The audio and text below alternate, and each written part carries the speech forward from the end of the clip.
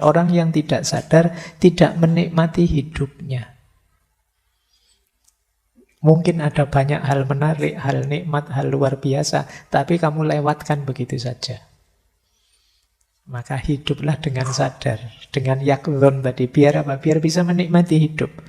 Apa sih Pak gunanya menikmati hidup? Biar kita bisa bersyukur.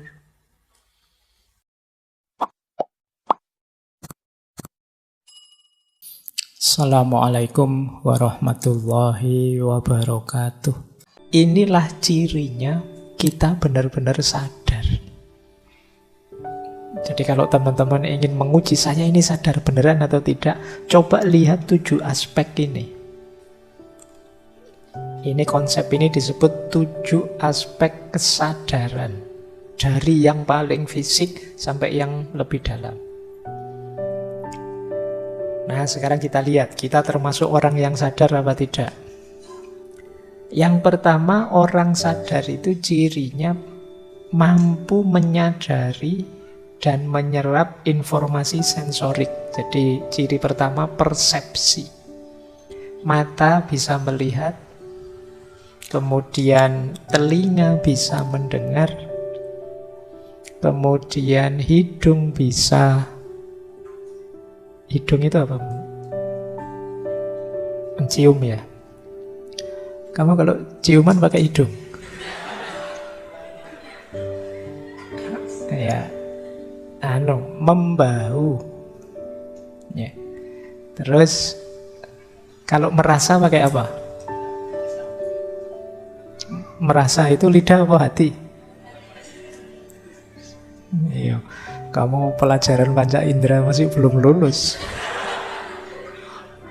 Yuk belajar dalam-dalam. Oke ya, yang pertama persepsi. Persepsi normal berarti lumayan, kamu sadar. Tapi hanya satu unsur, masih ada unsur yang lain. Orang sadar yang kedua, cirinya apa? Attention. Attention itu bisa memfokuskan kesadaran pada hal tertentu dan menyisihkan yang lain. Ini namanya orang sadar. Saya sekarang Pak ngaji, main HP-nya nanti saja, berarti kamu sadar. Jadi, saya sekarang tak makan dulu, nanti saja main gamenya. Nah, ini namanya bisa melakukan attention. Berarti kamu benar-benar sadar. Ada loh orang itu yang sulit untuk fokus. Tidak bisa melakukan sesuatu secara penuh perhatian. Nah, orang yang kesadaran penuh itu bisa attention, bisa memfokuskan target kesadaran pada objek tertentu. Nah, yang kedua, intention. Intention itu bisa punya target, punya intensi, bisa punya maksud.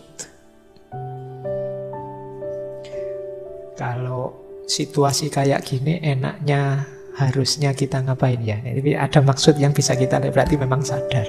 Kalau kita tidak sadar, kita tidak mungkin punya keinginan ini, keinginan itu. Jadi tidak apa-apa kalau kamu punya teman cerewet.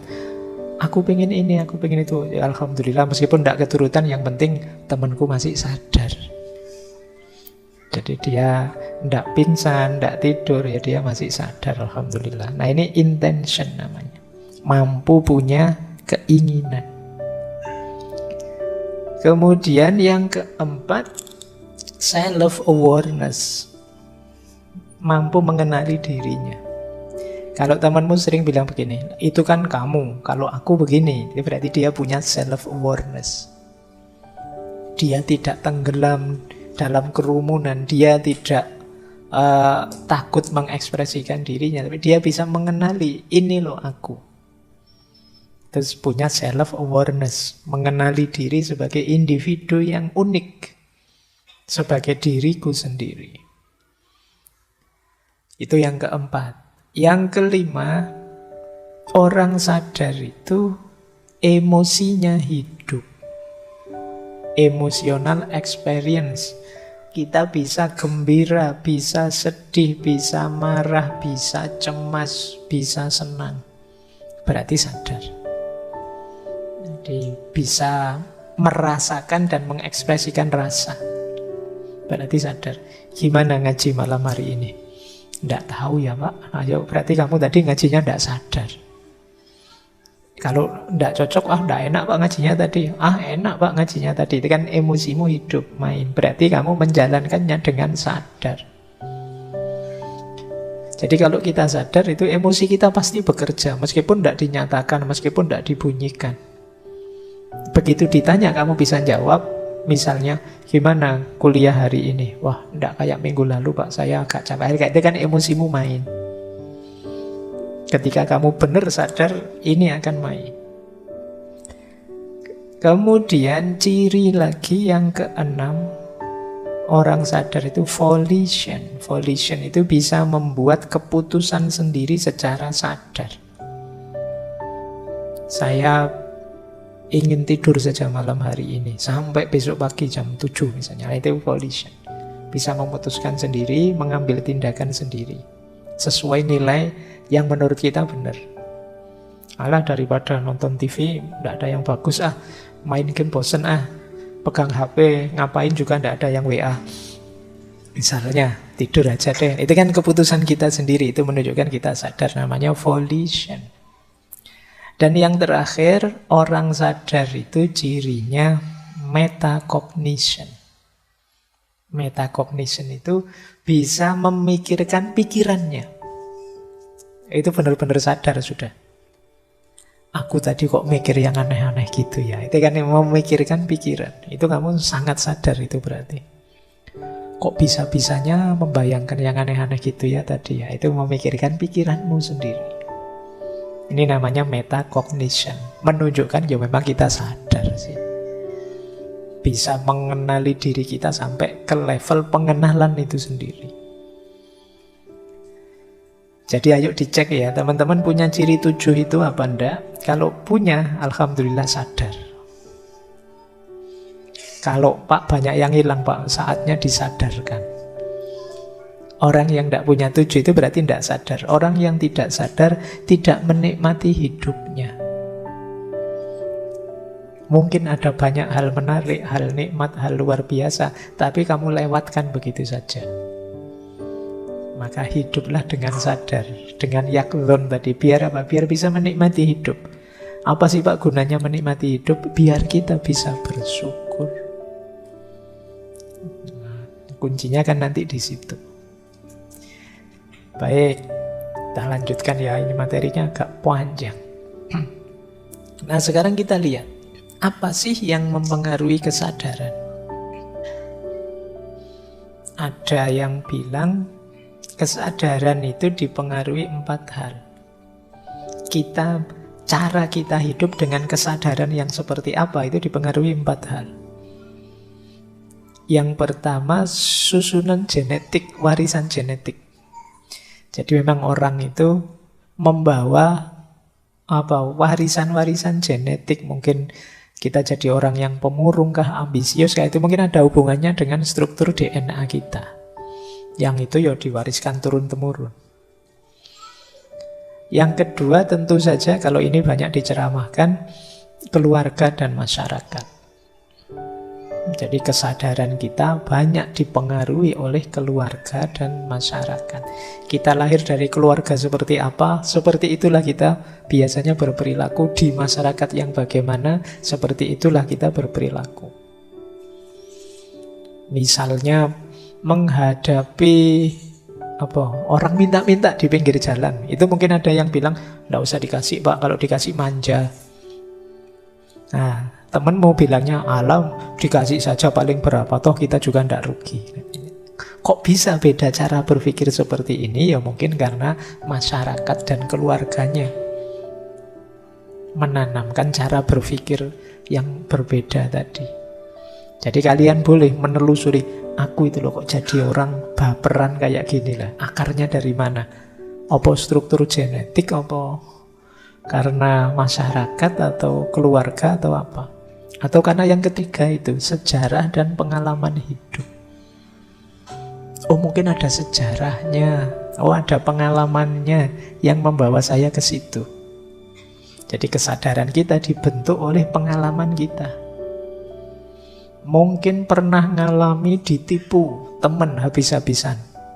Akhirnya kita kemana-mana membawa kesadaran, jangan mudah percaya sama orang, jangan mudah percaya sama orang. Terus-terusan begitu. Kenapa?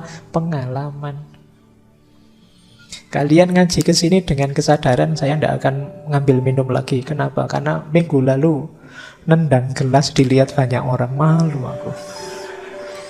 Nah itu kan, terus karena pengalaman itu kamu sekarang sudahlah, tidak minum juga tidak apa-apa. Jadi kesadaran berubah terusan.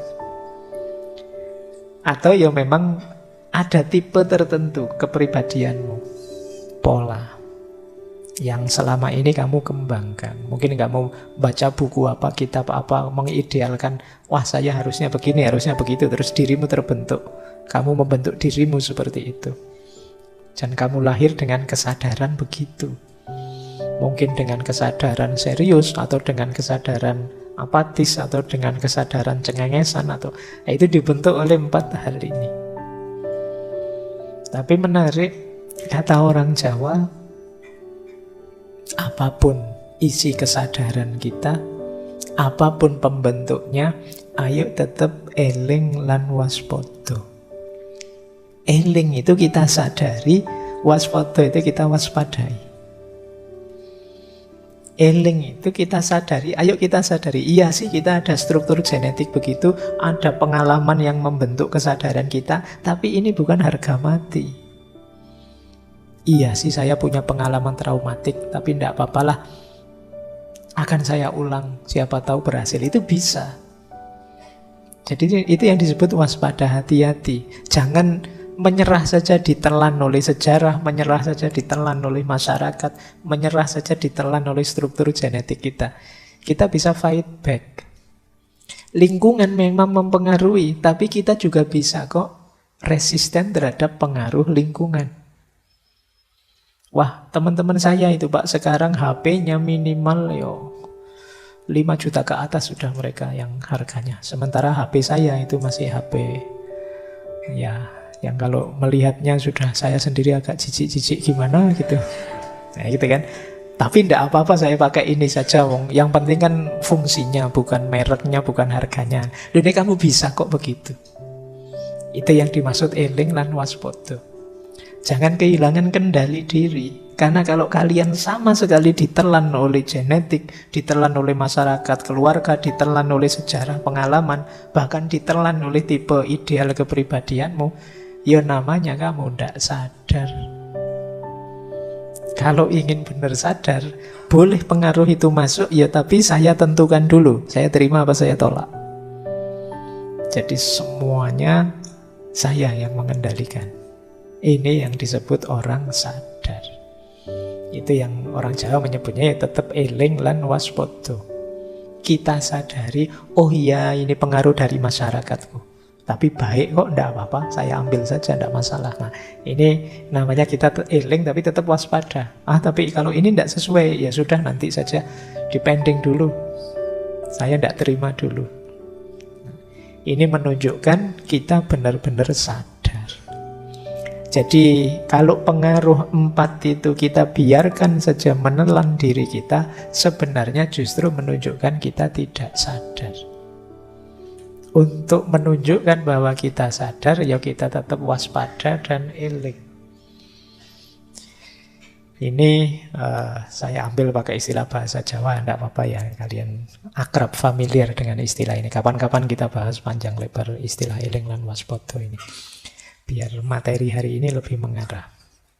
Baik ya, jadi ini yang mempengaruhi kesadaran kita.